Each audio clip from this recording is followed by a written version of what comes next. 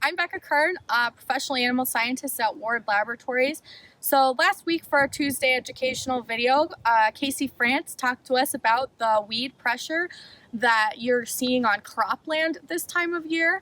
And so we thought we'd follow that video up with a video about what kind of weeds we need to be aware of when we're feeding livestock, both in our pastures as well as in our hay fields. As I was listening to Casey do her video, I was thinking about, some of the calls and the questions that I've gotten, and so I just wanted to share a little story with you guys about a couple years ago, I had a guy, he bailed up some nightshade, which, can be very poisonous to animals and usually just results in death. And so he called me and he said, I know I bailed up some nightshade. I'm not sure how much. I know there wasn't very much in the field. I think I've got it narrowed down to the bales. Can you guys test for alkaloids in it? And I said, no, I can't, but let me see if I can find a vet lab that can. And I did find some vet labs that could. However, they were not willing to say whether or not it was the lot of hay was safe based on a 1 gallon Ziploc bag full that may or may not have been the part that contained the most nightshade. So it's really important that you guys get out in your fields and you walk them. You know what poisonous plants are out there, and how much there's out there, and you understand that the risks. And most of these poisonous plants, animals aren't going to seek out to consume, especially this kind of time of year. Usually they're going to be eating, the lush green stuff. But it is important for us to know what's out there and be aware of what's in our pastures and what's in our hay fields when we get time to baling. So the University of Nebraska has a table that tells us some of the more common toxic weeds in Nebraska. Larkspur definitely is at the top of the list. It contains toxic alkaloids throughout the entire plant, and it acts on the neuromuscular junction, causing muscle paralysis and respiratory issues. So you'll see a lot of these poisonous plants with toxic alkaloids are the toxin, and its mode of action is often nerve inhibition, which is going to affect some major system of the body in some way.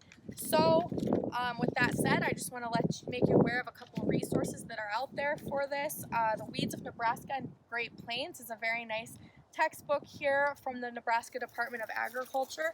This book does allow you to use its key to look up, and identify your plant.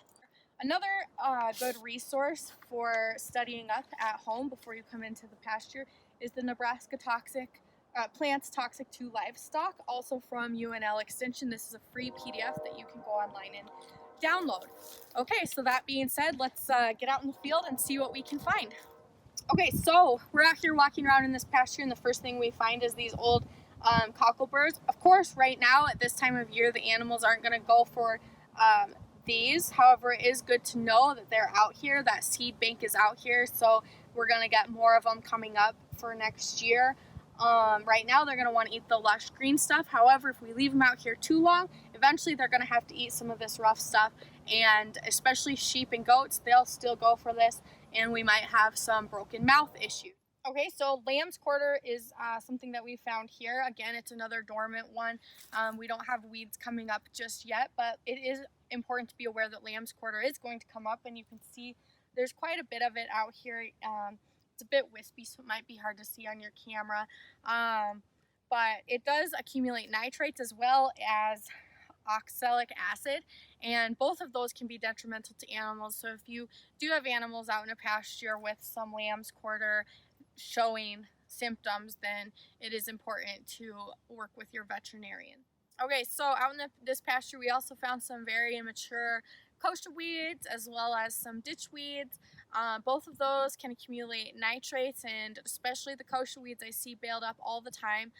So making sure that you're not having nitrate issues if you're going to be feeding those to cattle or forcing cattle to eat those is very important. So that's all we have about the weeds. Be sure and leave comments about what future videos you'd like to see Ward Laboratories present.